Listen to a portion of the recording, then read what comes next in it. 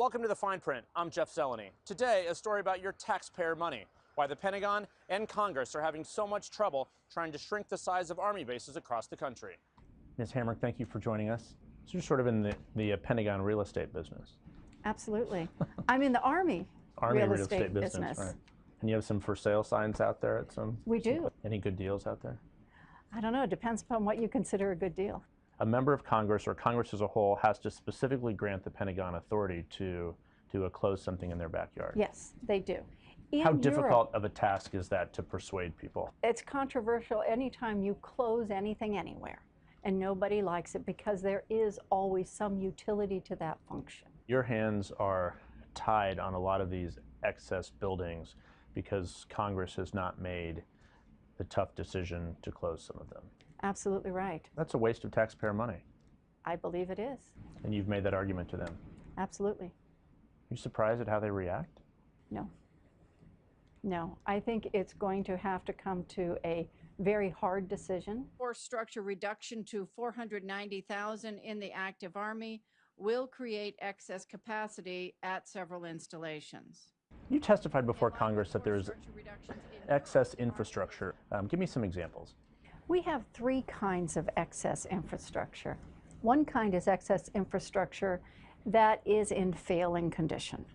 And that's something essentially that should be demolished. The challenge is it takes money to demolish those buildings. We have other infrastructure that's not in failing condition, but it's excess to our needs. One of the things to keep in mind is World War II, the Army was a force of 8 million.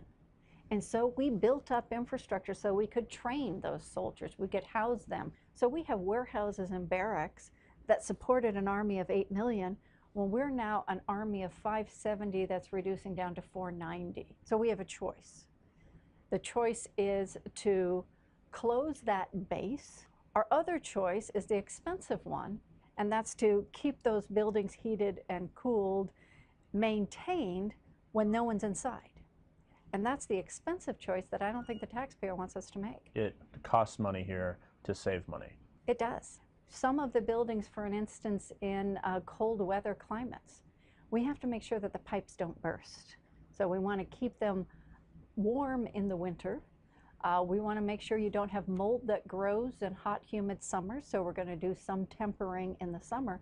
And there's a cost to keeping a building in functioning condition when no one's utilizing. So there are empty buildings that are being heated or cooled that no one's using.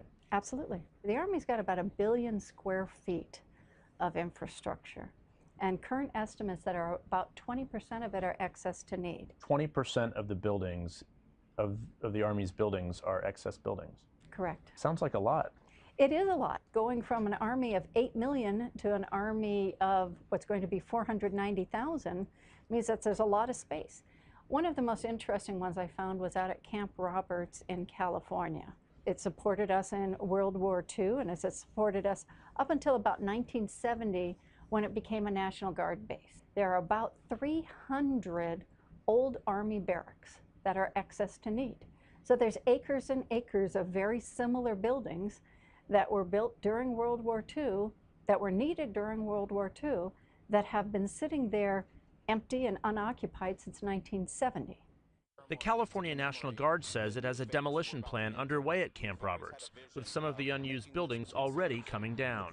So even buildings that aren't being used, why is that controversial? When we talk about base realignment and closure, that does have an economic impact on the community. That's it for this edition of The Fine Print. For ABC News and Yahoo News, I'm Jeff Zeleny. You can follow me all week long on Twitter @Jeff Zeleny. We'll see you next time.